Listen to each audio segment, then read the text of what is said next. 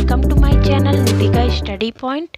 और आज का हमारा टॉपिक है माइकोप्लाज्मा। आज हम इसके बारे में डिटेल से जानेंगे। अगर हम यहाँ पे देखें माइकोप्लाज्मा क्या है, तो माइकोप्लाज्मा दोस्तों बैक्टीरिया का एक जीनस या फिर वंश है जिसमें यहाँ पे सेल वॉल की कमी पाई जाती है। इसके बारे में आज हम डिटेल से जानेंगे। चलिए सबसे पहले इसकी हिस्ट्री जान लेते हैं, किस प्रकार ये जो जीनस या फिर वंश है बैक्टीरिया की उसकी खोज हुई।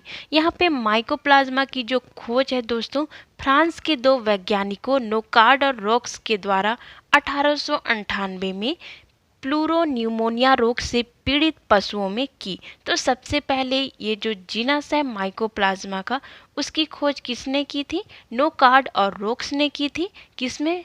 पशुओं में की थी।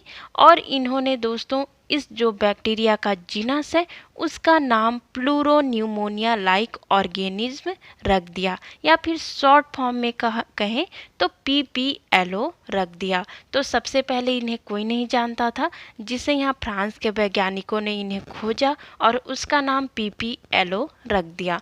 अब देखिए इसके बाद नोवाक नामक एक साइंटिस्ट ने 1929 में इन्हें माइकोप्लाज्मा नाम दिया। सबसे पहले इनका नाम PPLO रखा गया, उसके बाद यहाँ पे नोवाक ने इन्हें माइकोप्लाज्मा नाम दे दिया। इसके बाद यहाँ थर्ड में यदि देखें तो जापानी वैज्ञानिक डोई और उनके सहयोगियों ने 1967 में सबसे पहले पादपों में होने वाले या फिर पौधों में होने वाले एस्टरियलो रोग को माइकोप्लाज्मा जनित बताया। मतलब कि पौधों में जो रोग होता है एस्टरियलो रोग, उसका कारण यहाँ पे जापानी वैज्ञानिक डोई ने किसको बताया? उसका रीज़न माइकोप्लाज्मा को बताया। डोई ने पादपों के लिए इन जीवों को माइकोप्लाज्मा लाइक ऑर्गेनिज्म या फिर MLO नाम दिया। ठीक है, तो सबसे पहला क्या नाम था? PPLO, जो कि यहाँ पे प्लूरोन्यूमोनिया लाइक ऑर्गेनिज्म। सेकेंड नोवाक के द्वारा माइकोप्लाज्मा, और यहाँ थर्ड डोई के द्वारा MLO नाम दिया।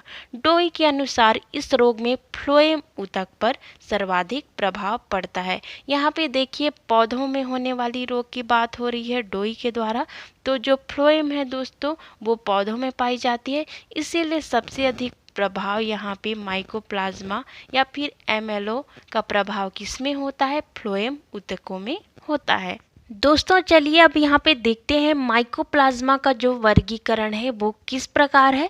सन यहाँ पे 1966 में अंतर्राष्ट्रीय जीवाणु नामकरण समिति ने माइकोप्लाज्मा को जीवाणुओं से अलग करके यहाँ पे वर्ग मॉलिक्यूल्स में रखा है। यदि हम देखें वर्ग क्या है, तो मैंने बताया मॉलिक्यूल्स है, गण यहाँ माइकोप्लाज्मोलेट्स है और वंश यहाँ माइकोप्लाज्मा है। चलिए दोस्तों इनके जो लक्षण है वो हम देख लेते हैं। दोस्तों चलिए अब हम देखते हैं माइकोप्लाज्मा का लक्षण। अगर हम यहाँ पे लक्षण देखें तो सबसे पहला माइकोप्लाज्मा एक कोशिकीय सूक्ष्मतम प्रोकैरियोटिक जीव है। कोशिका झिल्ली की यदि हम यहाँ बात करें तो ये त्रिस्तरीय होती है, और इनकी जो कोशिका झिल्ली या फिर सेल मेम्ब्रेन जो त्रिस्तरीय है दोस्तों वो लाइपोप्रोटीन की बनी होती है। इनमें जो DNA है दोस्तों और RNA दोनों यहाँ पे पाए जाते हैं। जो DNA होता है दोस्तों वो डबल स्ट्रैंडेड होता है, और जो यहाँ पे RNA होगा वो सिंगल स्ट्रैंडेड होता है। यहाँ पे देखिए माइकोप्लाज्मा दोस्तों जीवन का सरलतम रूप कहा जा सकता है, जो स्वतंत्र रूप से यहाँ वृद्धि भी करते हैं और उपापचय में सक्षम होते हैं।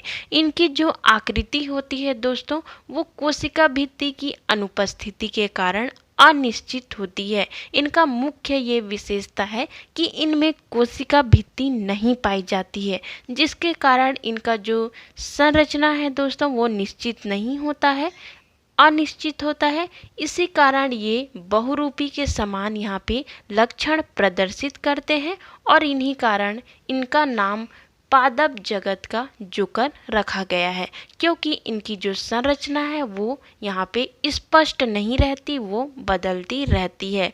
यदि हम यहाँ पे देखें तो पोषण यहाँ पे दोस्तों इनमें परासरणीय होता है। यहाँ पे इनका जो आकार है वो 100 से 500 नैनोमीटर तक होता है, इसीलिए इन्हें दोस्तों जीवाणु फिल्टर से नहीं छाना जा सकता।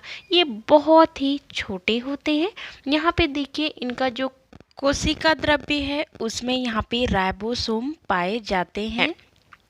इनमें यदि हम बात करें, इनकी मुख्य विशेषता क्या थी? कोशिका भित्ति नहीं पाई जाती, और कोशिका भित्ति नहीं पाई जाने के कारण दोस्तों इनमें प्रतिजैविकों या फिर एंटीबायोटिक्स का कोई प्रभाव नहीं पड़ता।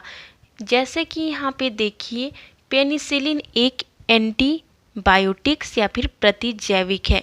एंटीबायोटिक्स दोस्तों यहाँ पे कोशिका भित्ति को प्रभावित करते हैं और कोशिका को यहाँ पे या फिर बैक्टीरिया जो है उसको नष्ट करने का काम करते हैं। पर यहाँ पे इनमें कोशिका भित्ति पाई ही नहीं जाती, तो यहाँ पे एंटीबायोटिक्स का प्रभाव इनमें नहीं पड़ता है। इन जीवों पर उपापचय क्रियाओं को प्रभावित करने वाले जो प्रतिजैविक होते हैं, जैसे कि यहाँ पे टेट्रासाइक्लिन, इसका प्रभाव यहाँ पे पड़ता है। यहाँ पे इसका अगला हम लक्षण देखते हैं क्या है, तो ये किसी जीवित जंतु या पेड़ पौधों पर आश्रित रहते हैं तथा उनमें कई तरह की बीमारियां उत्पन्न करते हैं। अगर हम यहाँ पे जनन या फिर रिप्रोडक्शन देखें किस प्रकार माइकोप्लाज्मा में होता है, तो यहाँ पे द्विविखंडन विधि द्वारा होता है, जो कि बहुत ही सामान्य है यहाँ पे। ठीक है, अगर आप देखना चाहते हैं द्विविखंडन क्या है तो मैंने वीडियो बनाया है, आप उसे देख सकते हैं, लिंक डिस्क्रिप्शन में है। और यहाँ पे सेकेंड यदि जनन देखें, पहला द्विविखंडन, दूसरा है मूल पिंड या फिर प्राथमिक संरचनाओं द्वारा ये क्या करते हैं, जनन करते हैं। दोस्तों यहाँ पे हमने देख लिया कि माइकोप्लाज्मा के कौन कौन से लक्षण हैं। चलिए अब हम यहाँ पे देखेंगे माइकोप्लाज्मा से होने वाले रोग। यहाँ पे यदि हम देखें तो सबसे पहले पौधों में देखेंगे कि माइकोप्लाज्मा से कौन कौन से रोग होते हैं। यहाँ पे लगभग पौधों में दोस्तों 40 प्रकार के रोग माइकोप्लाज्मा के द्वारा हो सकता है। सबसे पहले यहाँ पे देखिए आप बैंगन का लघु पर्ण रोग या फिर little leaf disease of brinjal. Second है पपीते का गुच्छित चूड़ रोग। ठीक है, थर्ड है यहाँ मूंगफली और आलू का कुर्ची समरोग। फोर्थ है सूर्यमुखी का एस्टर येलो रोग। यहाँ पे देखिए आप चंदन का स्पाइक रोग भी इसमें होता है। कपास का हरितिमा गम रोग भी होता है। ये सब माइकोप्लाज्मा के द्वारा होता है, वो भी किस में होता है, पौधों में होता है। यहाँ पे आप देखेंगे तो पादपों में जो माइकोप्लाज्मा रोग होते हैं दोस्तों, वो मुख्यतः यहाँ पे लीफ हॉपर के द्वारा संचारित होते हैं। चलिए देखते हैं मानव में कौन से रोग होते हैं। यहाँ पे निमोनिया जो रोग होता है दोस्तों, वो माइकोप्लाज्मा के द्वारा होता है और वो माइकोप्लाज्मा न्यूमोनी के कारण होता है।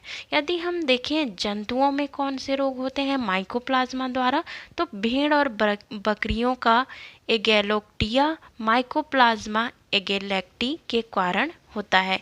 माइकोप्लाज्मा का यदि हम उपचार देखें तो माइकोप्लाज्मा द्वारा उत्पन्न रोग का यहाँ उपचार टेट्रासाइक्लिन औषधि द्वारा किया जाता है। दोस्तों यहाँ पे इस प्रकार हमने देखा कि जो माइकोप्लाज्मा है, जिसे यहाँ पे क्या कहा जाता है, PPLO भी कहा जाता है, माइकोप्लाज्मा भी कहा जाता है, MLO भी कहा जाता है, वो जीवों में रोग उत्पन्न करते हैं और ये पौधों, जंतुओं और मनुष्यों तीनों में रोग उत्पन्न करते हैं।